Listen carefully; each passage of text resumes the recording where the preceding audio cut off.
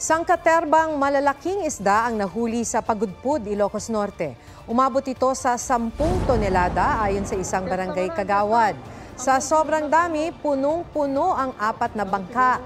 Ngayon lang daw sila nakahuli ng ganyan karami ngayong amihan season. Nito lang Miyerkules nang maglabasan ng mahigit 2 toneladang dilis sa kaparehong bayan. Isa namang oarfish ang namatay matapos makitang nanghihina sa dalampasigan sa Albuera, Leyte. Nang suriin ng otoridad, nakitaan ng maraming sugat ang oarfish na aabot sa mahigit 12.5 feet at may bigat na 13 kilos. Ayon sa BFAR, posibleng may environmental disturbance sa ilalim ng karagatan, kaya napadpad sa mababaw na bahagi ng dagat ang isda. Hindi rin daw ito indikasyon ng mangyayaring delubyo gaya ng paniniwala ng iba. Pagkatapos ng araw ng mga puso, oras naman daw para bigyang pansin ng mga sawi o broken-hearted. Kaya ipinanukala sa Kamara ang heartbreak leave para sa mga galing sa break-up. Kung may sa batas ang House Bill 9931 o ang Heartbreak Recovery and Resilience Act, maaaring humingi ng unpaid leave ang mga broken-hearted. Sa panukala ni Cagayan 2nd District Representative Lordan Suwan, kung below 25 years old, 1 day unpaid leave.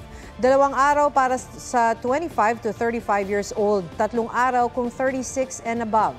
Mas matanda, mas mahaba raw ang leave. Dahil mas complicated daw ang mga issue sa pamilya, pera at iba pa. Para ma-avail ang heartbreak leave, kailangan gumawa ng sulat na nagpapatunay na galing sa heartbreak o pakikipaghiwalay sa loob ng 30 araw. Dagdag pa ni Representative Suwan, kung mapagbibigyan ng heartbreak leave, dapat din daw na mapayagan ng mga empleyadong single na makapag-single well-being leave tuwing February 15. Yan ay para makapag-distress sa pressure ng Valentine's Day celebration. Ika-4 ng mga Pinoy sa mga pinakamalaking gumasto sa Asia para makanood ng concert ayon sa isang pag-aaral. Yung iba nag-a-abroad pa. May report si Von Aquino. Iyawan at iyakan sa concert scene. At ang makapunta sa ganitong mga ganap, isang natupad na pangarap. Sobrang saya po na pinaghirapan ko po sarili ko pong hirap para po maka-attend ng concert niya. Ang Swiftie na si Blessa, nagtinda ng mga Taylor Swift merch para maka-attend ng The Eras Tour sa Japan. Sa loob ng 6 na buwan, umabot sa 120,000 pesos ang naipon niya. Inisip ko din po yung pera po babalik din naman eh.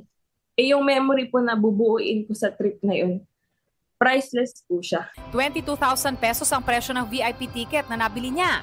Ginastusan din niya ang kanyang OOTD sa concert worth 5,000 pesos. Pero dahil nasa ibang bansa, sinulit na rin niya ito at nag-Japan tour. Isa si Blessa sa 37% ng mga Pinoy na bumiyahe pa abroad para makapanood ng concert. Sa survey na Digital Payment Solution, lumabas na ika-4 ang Pilipinas sa top spender sa concert sa Asia-Pacific region. 38% ang sinurvey ng mga Pilipino nanood ng concerts locally o overseas sa nakalipas na taon. Nanguna ang India with 45%, pumangalawa ang Vietnam na may 41% at Indonesia 40%.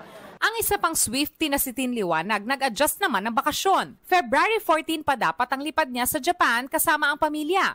Pero nauna na siya para sa concert noong February 10. Fulfilling kasi di ba ang dami talagang tao na would want to go to her concert para mapanood siya, di ba? And then here I am in Japan. Di ba nanalo yung kapatid ko ng ticket. So parang okay, it's really meant to be. Sabi rin sa pag-aaral, magpapatuloy ang ganitong trend ngayong taon lalo't sunod-sunod ang anunsyo ng concert schedules ng mga artist. Bukod sa concerts, tila naging routine na rin ng mga Pinoy ang pag-aabang sa fan meets ng ilang K-pop idols. Tingin ng isang sociologist, ang kagustuhan ng ilang Pinoy fans na maka-attend sa concert o meet and greet ay paraan para maipakita ang todong suporta nila sa kanilang mga idolo. Yung ganong willingness to consume, yung willingness na maglabas ng pera, shows na merong kahalagahan yung papanoorin nila. And for them, it's worth the price. Von Aquino nagbabalita para sa GMA Integrated News.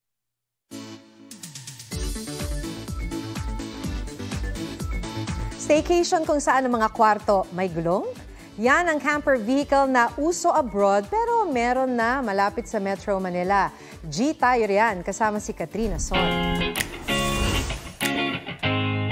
May bedroom, comfort room, sala.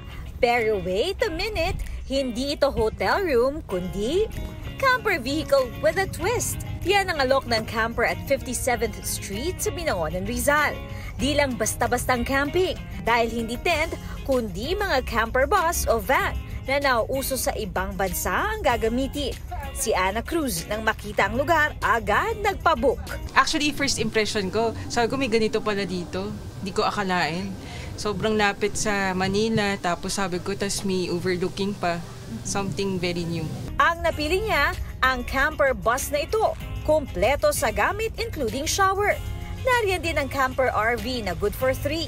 Mas maliit ito kumpara sa camper bus pero di papatalo. Kompleto rin mula sa kama, TV, lababo at dining area. May camper trailer naman na good for 2. Lahat iyan fully air-conditioned. Taong 2020 nang buksan ito sa publiko. Rest house lang po siya dati ng owners, pero hindi po sila palagi dito. May nagsuggest lang din po sa kanyang kaibigan nila, why not ipa-rent din? Kasi ano po siya, unique. Aside from camper vehicles, may container house din. Pagpasok mo dito, bubungad sa'yo ang kanilang mini sala. At dito naman sa tabi, meron na itong lababo, meron na ring lutuan. At dito naman, makikita nyo ang kanilang restroom na kompleto ha. May shower pa at may shower heater. Andito naman ang kanilang bedroom. May TV pa at syempre kapag natutulog ka na sa tabi, may napakagandang view. Mas maganda raw ito pagmasdan sa kanilang infinity at overlooking pool. Sa ganda ng view at preskong hangin, ito na raw ang hanap na Tagaytay feels na walang toll fee. Katrina Son, nagbabalita para sa GMA Integrated News. Muling itinanghal ang GMA Network na Station of the Year sa 2024 Platinum Stallion National Media Awards ng Trinity University of Asia. Kinilala rin ang ilang programa at personalidad ng Kapuso Network. May report si Aubrey Carampel. Muling nagwagi bilang TV Station of the Year ang GMA Network sa 2024 Platinum Stallion National Media Awards ng Trinity University of Asia. Tinanggap ang award ni Senior Vice President, Head of GMA Integrated News, Regional TV and Synergy, Oliver Victor B. Amoroso, kasama ang news personalities, artista at iba pang opisyal ng Kapuso Network.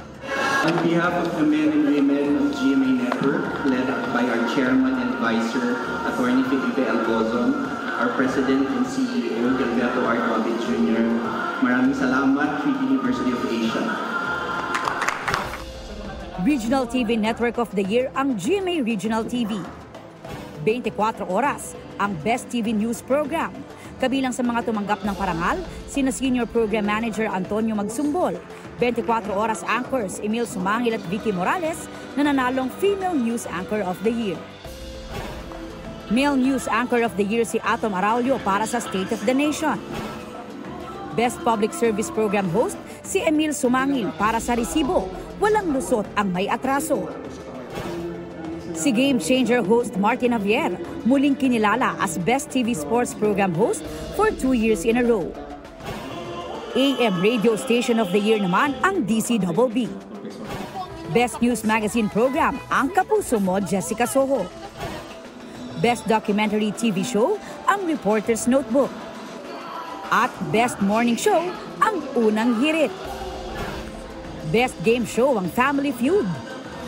Best Comedy Program ang Pepito Manaloto.